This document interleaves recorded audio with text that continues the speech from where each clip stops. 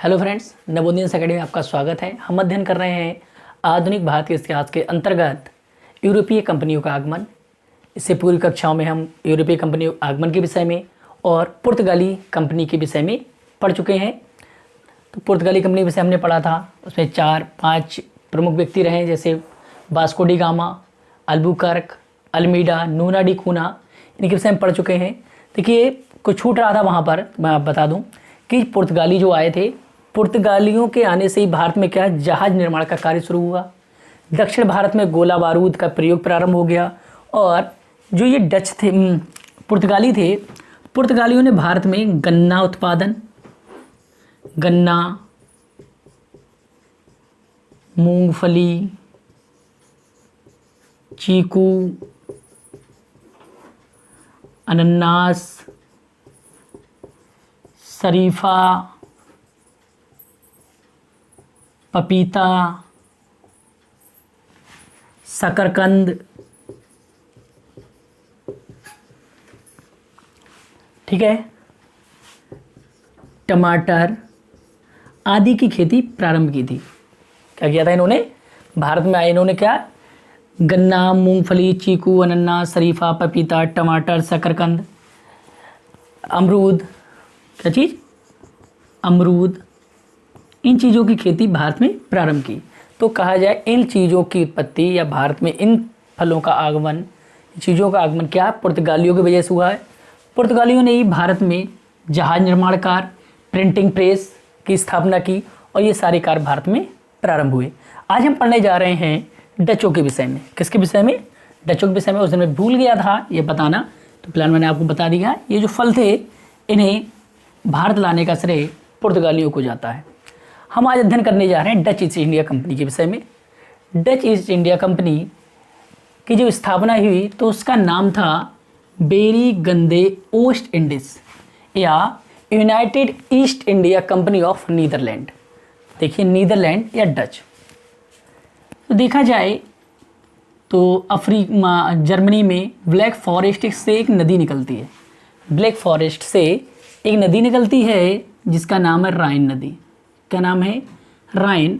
इसी के तट पर स्थित है नीदरलैंड। क्या जगह है?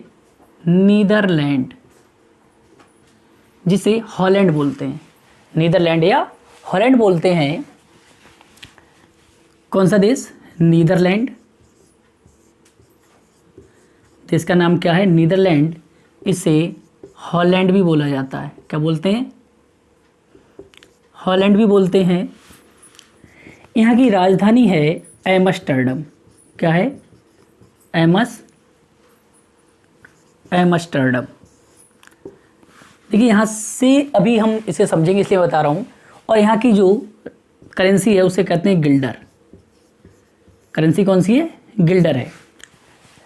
देश का नाम नीदरलैंड, इसे हॉलैंड भी बोलते हैं। राजधानी एम्स्टर्डम है और करेंसी क्या है? गिल्डर है। अब देखिए इसे हम कैसे जोड़ते हैं, जोड़ने का कार्य क्या हमारा, और इसका प्रयोग हम किस तरह से करेंगे। देखिए, नीदरलैंड के इसी राइन नदी के तट पर एक बंदरगाह है जिसे एम्स्टर्डम भी बोलते हैं। मगर इसके दूसरे तट पर एक दूसरा बंदरगाह है जिसका नाम है रोटरडम। क्या नाम है? रोटरडम बंदरगाह है। कौन सा बंदरगाह है? रोटरडम। एक तरफ है एम्स्टर्डम बंदरगाह, और रोटरडम बंदरगाह विश्व का सबसे व्यस्त बंदरगाह है और राइन नदी को विश्व की सबसे व्यस्त नदी भी कहा जाता है। तो ये नीदरलैंड या डच, ये नीदरलैंड के निवासी थे जो राइन नदी के आसपास के क्षेत्र में निवास करते थे। अब यहाँ के लोग भी क्या यूरोपीय हैं, इन्हें भी मसालों की आवश्यकता बहुत ज़्यादा है। तो ये लोग क्या करते थे, जो ये क्षेत्र है आपका पुर्तगाल, देश कौन सा है भाई? नीचे वाला पुर्तगाल है, इधर ऊपर स्पेन है। तो पुर्तगाल की राजधानी है लिस्बन। क्या है? लिस्बन। अब यहाँ से समझना आप क्या हो रहा है। राजधानी है लिस्बन। तो ये जो नीदरलैंड के या निवासी थे या डच थे, वो क्या है, व्यापार लिस्बन से करते थे। कहाँ से करते थे? लिस्बन से। उन्हें मसालों की ज़रूरत थी तो मसाले भारत से नहीं खरीदते थे, वो कहाँ से खरीदते थे? लिस्बन से खरीदते थे। उन्होंने देखा कि जब वो लिस्बन से मसाले खरीद रहे हैं और नीदरलैंड में बेच रहे हैं तो उन्हें मुनाफा काफ़ी अधिक हो रहा है। मुनाफा काफ़ी अधिक हो रहा है। मगर हो भी रहा है कब? जब वो किसी मीडिएटर से खरीद रहे हैं, किसी बिचौलिए से मसाले खरीद रहे हैं और उसके बाद भी अच्छा मुनाफा प्राप्त कर रहे हैं। तो उन्होंने सपना देखा किसका? कि वो लिस्बन से मसाले ना खरीदें, पुर्तगाल से मसाले ना खरीदें, मसाले खरीदें किससे? भारत से। डच मसाले किससे खरीदना चाहते थे? भारत से मसाला खरीदना चाहते थे। लेकिन वह यहाँ कैसे आ पाएंगे? उन्हें पता था कि जो पुर्तगाली हैं वो यहाँ पर क्या है, अपना साम्राज्य बिठा चुके हैं, अपना यहाँ पर अधिकार कर चुके हैं, उन्हें हराना इतना आसान नहीं है। पड़ोसी देश थे, जानते थे कि यहाँ इनके पास अच्छी नौसेना भी है, जहाज़ भी हैं, सैनिक भी अच्छे हैं, तो हम पुर्तगालियों को इतनी आसानी से नहीं हरा पाएंगे। इसलिए वो भारत नहीं आए और उन्होंने क्या करा? लिस्बन के साथ अपना व्यापार करते रहे और इस व्यापार में उन्होंने क्या किया? देखिए, बहुत सारा पैसा या कहा जाए धन एकत्र किया। क्या किया? धन एकत्र किया भरपूर। धन के साथ साथ इन्होंने अपनी सेना को भी क्या करा? मजबूत बनाया। मजबूत नहीं बनाएंगे तो क्या? तो पुर्तगालियों के हाथों मारे जाएंगे। इसीलिए इन्होंने क्या किया? डचों ने अपनी सेना को मजबूत बनाया। किससे मजबूत? पुर्तगालियों की सेना से मजबूत बनाया। और इस पैसा या धन, मजबूत सेना और औजार मतलब अस्त्र शस्त्र, क्या चीज़? अस्त्र शस्त्र खरीदने के लिए इन्होंने खूब पैसा इकट्ठा किया, मजबूत सेना बनाई, अपने व्यापार को नया आयाम देने के लिए इन्होंने कड़ी मेहनत की। और ये मेहनत इन्होंने लगभग 98 वर्ष तक की। कितने वर्ष तक? 98 वर्ष तक इन्होंने भारत की तरफ कदम नहीं रखा। अपने आप को पहले इस स्थिति में लेके आए कि वह पुर्तगालियों को टक्कर दे सकें। अगर पुर्तगालियों को टक्कर नहीं दे पाएंगे तो पुर्तगालियों हाथों क्या होंगे? मारे जाएंगे। इसीलिए उन्होंने अपने पास इतना पैसा इकट्ठा किया, धन एकत्र किया और पहले व्यापार कहाँ से करते रहे? लिस्बन से। पैसा इकट्ठा हो गया, लिस्बन से व्यापार करना छोड़ दिया और उन्होंने अब टारगेट किधर बनाया? टारगेट बनाया भारत को। कहाँ आना चाह रहे हैं? अब भारत के लिए। तो देखिए अब क्या होता है आगे। देखिए इतिहास को आप समझेंगे तो अच्छे से पढ़ पाएंगे, रुचि आपकी बढ़ेगी। अब जब स्पेन से, मतलब स्पेन नहीं सॉरी, नीदरलैंड से एक व्यक्ति आता है और जिसका नाम था कार्लिनियस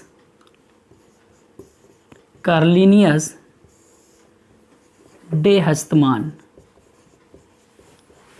हस्तमान या जिसे हाउटमैन भी बोलते हैं। क्या? हाउटमैन। इसे हाउटमैन भी बोलते हैं और कार्लिनियस डे हस्तमान भी बोलते हैं। और ये भारत में आया 1595 में और 1595 भारत के आया और ये भारत से पहुंच गया कहाँ? इंडोनेशिया। भारत आया होगा, भारत के बाद कहाँ गया? इंडोनेशिया गया। तो पहले अगर हम डच की बात करें, पहला डच व्यक्ति जो आया वो कार्लिनियस आया, कार्लिनियस डे हस्तमान, जिसे हाउटमैन नाम से ज़्यादा जाना जाता है। तो प्रश्न में यही पूछा जाता है कौन सा पहला डच व्यक्ति भारत आया था? तो पहला डच कौन भारत आया था? हाउटमैन, जो 1595 भारत आया। अब देखिए जो पुर्तगाली थे वो 1498 में आए। यहाँ आप लगभग देखें तो क्या 97-98 लगभग, सीधे सीधे आप देखो तो लगभग 100 वर्ष के बाद पुर्तगालियों के बाद कौन आए? डच। तो ये लगभग 100 साल तक यहाँ रहे हैं। तो इनकी स्थिति क्या होगी? बहुत मजबूत होगी। मगर फिर भी इन्हें चुनौती देने का जज्बा है किसमें? डचों में। तो डच अपनी सेना इतनी मजबूत करते हैं, पैसा इतना अपने पास एकत्र करते हैं कि वो भारत से व्यापार कर सके। और वो कहाँ आते हैं? भारत। अब देखिए किस तरह आते हैं वो, इस पे हम ध्यान देते हैं। अब इन्होंने क्या किया? डचों ने इन सारी चीज़ों में डहस्तमान वापस लौट गया। 95 में लौटने के बाद इन्होंने क्या किया? 1600 ईस्वी में। कब? 1600 में एक कंपनी बनाने की सोची। कंपनी बनाने की सोचते हैं तो 1600 में तो नहीं बनती है। ये क्या करते हैं? 1602 में एक कंपनी का निर्माण करते हैं। किसका निर्माण करते हैं? कंपनी का। 1600 में सोचते हैं, 7-8 सालें लग जाती हैं, लेकिन 1600 में ये काम और हो जाता है कि British East India Company Bharat आ जाती है। ब्रिटिश ईस्ट इंडिया कंपनी की स्थापना कभी 1600 में और इनकी कंपनी की स्थापना हुई बाद में। आएंगे ये पहले, मगर इनकी कंपनी बाद में बनी। तो ध्यान रखिएगा, ये चीज़ मैंने इसलिए बताया कि जिससे आप समझ सकें कि अंग्रेज आए बाद में मगर उनकी कंपनी की स्थापना पहले हो गई। ठीक, अब देखिए 1600 में इनकी कंपनी बनी, 1602 में। अब 1602 में जो कंपनी बनी तो जो डच आए वो डचों ने पहले भारत नहीं आए, वो 1602 में पहुंचे इंडोनेशिया। देखिए ये वाले जो समूह है इसे क्या बोलते हैं, इंडोनेशिया बोलते हैं। नीचे समूह क्या कहलाता है, इंडोनेशिया कहलाता है। इंडोनेशिया में ऊपर क्या है, मलेशिया है, क्या है, मलेशिया। नीचे क्या है, जकार्ता है। ये वाला हम देखें इस द्वीप को तो क्या है, हम इसे जकार्ता बता सकते हैं। कौन सी जगह है, जकार्ता, मलेशिया और जकार्ता। तो 1602 में ये भारत नहीं आए, ये कंपनी कहाँ पहुँची, ये पहुँची आपकी इंडोनेशिया। इंडोनेशिया में जगह थी जकार्ता, तो जकार्ता पे इन्होंने कब्जा नहीं किया, जकार्ता पे एक छोटी सी जगह पे कब्जा किया, इसे जगह का नाम दिया बांटम। कौन सी जगह है, बांटम। बांटम ये कब पहुँचे, 1602 में इन्हें कंपनी बनाई और सीधे बांटम पहुँच गए 1602 में। और जकार्ता की एक छोटी जगह बांटम में इन्होंने क्या है, अपनी पहली थोड़ी बहुत व्यापार की छोटी सी कोठी का निर्माण किया। कब किया, 1602 में। और इन्होंने अपना कार्यालय बनाया, यहाँ इन्होंने काम करना शुरू कर दिया। उसके बाद धीरे धीरे ये बढ़े, तो अब जब इंडोनेशिया में आ गए उसके बाद इन्होंने भारत में, जगह है मसूलीपट्टनम। कौन सी जगह है, मसूलीपट्टनम, नाम सुना होगा, मसूलीपट्टनम या मछलीपट्टनम। यहाँ इन्होंने 1605 में अपनी पहली कोठी स्थापित की। तो डच ईस्ट इंडिया कंपनी की स्थापना कभी 1602 में। डच सबसे पहले कहाँ पहुँचे, जकार्ता। जकार्ता में उन्हें बांटम जगह पर अपनी एक कोठी बनाई। उसके बाद कहाँ पर आ गए, मसूलीपट्टनम में। तो मसूलीपट्टनम में इन्होंने भारत में अपनी पहली कोठी स्थापित की। जो मसूलीपट्टनम में कोठी थी, यहाँ से ये व्यापार करते थे नील का। किसका व्यापार करते थे, नील का व्यापार करते थे। अब चलिए यहाँ पहली कोठी स्थापित हो गई, इनका काम चलने लगा, भारत में भी आ गए, इंडोनेशिया में भी आ गए। मगर डचों ने अपना फोकस रखा हमेशा इंडोनेशिया में, भारत में नहीं। कुछ समय बाद इन्हें जकार्ता जो जगह है, जकार्ता पूरे पर कब्जा कर लिया, पूरे जकार्ता पे कब्जा कर लिया। और जकार्ता पे कब्जा किया इन्होंने 1611 में और 1300 में, 1613 में। समझिए भारत की बात नहीं कर रहा हूँ, इंडोनेशिया की बात कर रहा हूँ। 1613 में इन्होंने बेटेविया एक शहर बसाया। कहाँ, जकार्ता में ही, इंडोनेशिया में क्या है, बेटेविया शहर बसाया और इसे बना लिया भाई अपनी राजधानी। कहाँ राजधानी बनाई, भारत में नहीं बनाई है। तो इनकी डचों की प्रमुख राजधानी रही है वो बेटेविया रही है। कहाँ, इंडोनेशिया में। और उसके बाद इन्होंने इंडोनेशिया के बाद जो रुचि ली वो किस में ली, भारत में। तो भारत में डचों की कोई खास रुचि नहीं थी, इनकी रुचि किस में थी, इंडोनेशिया में। कोई यहाँ संघर्ष कम था और यहाँ इन्होंने क्या है, आराम से व्यापार करना शुरू कर दिया। इन्होंने क्या है, पुर्तगालियों से, यहाँ मलक्का जल संधि है, मलेशिया और इंडोनेशिया के बीच में या जकार्ता के बीच में कौन सी संधि है, मलक्का जल संधि। मलक्का जल संधि, उस पर भी इन्होंने क्या है, अधिकार कर लिया। मलक्का जल संधि पे क्या कर लिया, डचों ने अपना अधिकार कर लिया। मलक्का जल संधि पे किसका अधिकार हो गया, पहले किसका था, पुर्तगालियों का, अब किसका हो गया, डचों का। पुर्तगालियों को इन्होंने यहाँ से खदेड़ दिया। अब भारत में इन्होंने आगे बढ़ना शुरू किया। तो पहली कोठी इन्होंने कहाँ बनाई, मसूलीपट्टनम में। मसूलीपट्टनम के बाद, अब भारत के विषय में पढ़ेंगे तो ये मैं रफ कर दे रहा हूँ। मसूलीपट्टनम के बाद इन्होंने अपनी अगली कोठी बनाई, यहीं पास में जगह है पुलिकट। कौन सी जगह है, पुलिकट। पुलिकट में इन्होंने जो कोठी बनाई, ये इनका मुख्य कार्यालय भी रहा।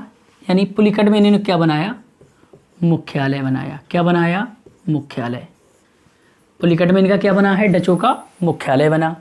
दूसरा काम इन्होंने क्या किया, यहाँ पर एक किला बनाया। क्या बनाया, किला। और जिस किला का नाम है गोंड्रिया। कौन सा किला बनाया, गोंड्रिया किला बनाया। इसी किले में इन्होंने क्या स्थापित की, टकसाल स्थापित की। क्या चीज़, टकसाल। और जो टकसाल बनाई, इस टकसाल से इन्होंने जो सिक्के बनाए उन्हें क्या कहते थे? पैगोडा। समझ में आ रहा है? तो डचों ने अपना जो केंद्र रखा वो कहाँ रखा? इंडोनेशिया। इंडोनेशिया के बाद में पहली फैक्ट्री भारत में बनाई 1605 ईस्वी में मसूलीपट्टनम में। उसके बाद कहाँ बनाई? पुलिकट में। कहाँ बना रहे हैं? पुलिकट में। पुलिकट जो था इनका मुख्यालय बना। यहाँ इन्होंने एक किला बनाया जिसे मतलब गोंडरिया किला। इस गोंडरिया किला में इन्होंने टकसाल स्थापित की और क्या कहते हैं, गोला बारूद भी बनाते थे। क्या बनाते थे? गोला बारूद भी यहाँ से बनाते थे ये लोग। और ये अगर व्यापारी दृष्टि से देखा जाए तो यहाँ क्या है, ये वस्त्र का व्यापार करते थे। किसका व्यापार करते थे? वस्त्रों का व्यापार करते थे। यहाँ टकसाल लगाई, टकसाल से जो सिक्के बने उन्हें क्या? पैगोडा कहते हैं। और पैगोडा क्या है? ये स्वर्ण सिक्के हैं। क्या हैं? स्वर्ण सिक्के। कैसे सिक्के हैं? पैगोडा स्वर्ण सिक्के हैं। जो किसने प्रारंभ करे? डचों ने प्रारंभ किए। कहाँ से? पुलिकट से। तो पुलिकट किला था वहाँ से। पुलिकट में ही इन्होंने अपना मुख्यालय बनाया, किला बनाया गोंडरिया किला, टकसाल स्थापित की, पैगोडा सिक्के बनाए, गोला बारूद का उत्पादन शुरू किया और वस्त्र के लिए जानी जाती है। इसके बाद में पुलिकट के बाद इन्होंने अपने साम्राज्य को बढ़ाना शुरू करा। क्या करा? साम्राज्य को बढ़ाना शुरू करा और धीरे धीरे बढ़ते गए। इधर इन्होंने फिर ऊपर जाके क्या है, सूरत में, किसमें? सूरत। सूरत में क्या है? सूती वस्त्र की, किसकी? सूती वस्त्र का कारखाना लगाया। तो सूती वस्त्र कहाँ से व्यापार करते थे? सूरत से करते थे। पश्चिम बंगाल में चले जाओ तो जगह है कासिम बाजार। क्या है? कासिम बाजार। कासिम बाजार से ये लोग क्या है, रेशम का व्यापार करते थे। क्या करते थे? रेशम का व्यापार। तो देखिए भारत में इनका मुख्यालय क्या? पुलिकट रहा। पुलिकट में मुख्यालय था। कासिम बाजार, और कासिम बाजार के आसपास के क्षेत्र में यहाँ पर जो रेशम के साथ साथ अफीम, सोरा का व्यापार करते थे। तो अफीम, सोरा ये ऐसी चीज़ें हैं जिनका व्यापार ये करते थे, बट इनके लिए इन्होंने यहाँ मुख्यालय नहीं बनाया। इनकी सीधी देखरेख क्या एम्स्टर्डम से होती थी, जो इनकी मुख्य राजधानी थी देश की, वहाँ से ही इनकी देखरेख होती थी। और इसके बाद यहाँ से जो माल आता था, तो भारत में इनका कोई मुख्य कार्यालय नहीं था। राजधानी मान लो पुलिकट बना रखी थी इन्होंने, भारत में मुख्यालय बनाया था, वो ये राजधानी नहीं थी। इनकी राजधानी कहाँ थी? इंडोनेशिया में थी। बटेविया द्वीप पे, बटेविया में जो राजधानी थी, वहीं से ये भारत का पूरा व्यापार देखते थे। तो भारत में नहीं, इनका मुख्य व्यवसाय कहाँ रहा? वो रहा है इंडोनेशिया में। तो डचों की मुख्य भूमिका भारत में नहीं है, कहाँ है? इंडोनेशिया में। इसके बाद लेकिन इतने मजबूत हैं कि ये पुर्तगालियों को क्या समेटना शुरू कर देते हैं। देखिए इन्होंने क्या है, मलक्का जल संधि छीन ली, मसूलीपट्टनम में भी फैक्ट्री लगा ली, पुलिकट में लगा ली, ऊपर जगह है बालासोर, बालासोर में अपनी फैक्ट्री स्थापित कर ली। अब देखिए आगे, कोचीन में फैक्ट्री स्थापित हुई थी पुर्तगालियों की पहली कोठी। पुर्तगालियों की पहली कोठी कहाँ लगाई थी? कोचीन में लगाई थी।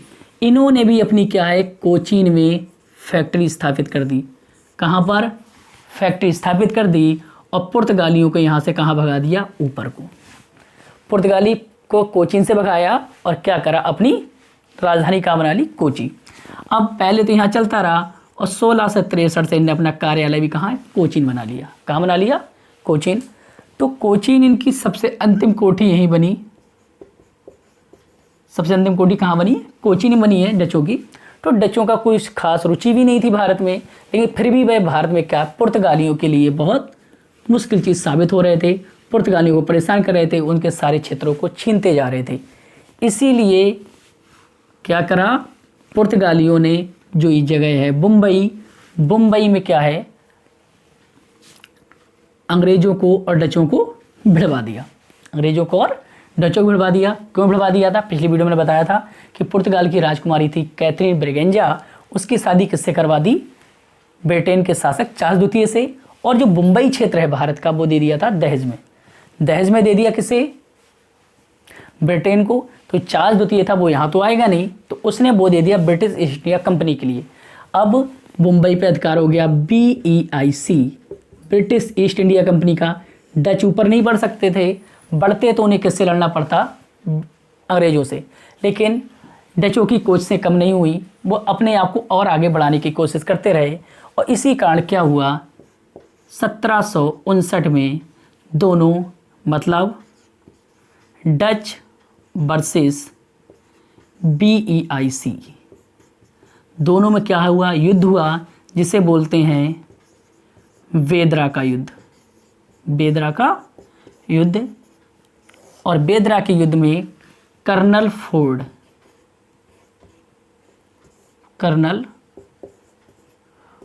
के नेतृत्व में अंग्रेजों ने क्या है, डचों को पूर्ण रूप से हरा दिया और डचों को यहाँ से भागना पड़ा। धीरे धीरे का कार्य चलता रहा और लगभग 1795 के आसपास ये भारत से पूर्ण रूप से चले गए। तो डचों के विषय में ज़्यादा कुछ नहीं है। और मेन बात की जाए कि डच इतने मजबूत होने के बाद भी अंग्रेज़ों से हार गए, तो इसका मेन कारण ये था कि जो डच थे वो इस तरह की सरकारी कंपनी थी, और जबकि ब्रिटिश ईस्ट इंडिया कंपनी एक प्राइवेट कंपनी थी। तो प्राइवेट और सरकारी के अंतर आप जानते ही हैं। दूसरा, इनको रुचि भी नहीं थी भारत में, तो युद्ध करने से क्या फ़ायदा जब रुचि ही नहीं है। डचों की रुचि कहाँ थी, इंडोनेशिया में थी, इसलिए वो भारत से आसानी से चले भी गए। मित्रों, यदि आपको वीडियो पसंद आई हो तो लाइक कीजिए, चैनल को सब्सक्राइब कीजिए, मित्रों से शेयर कीजिए। धन्यवाद।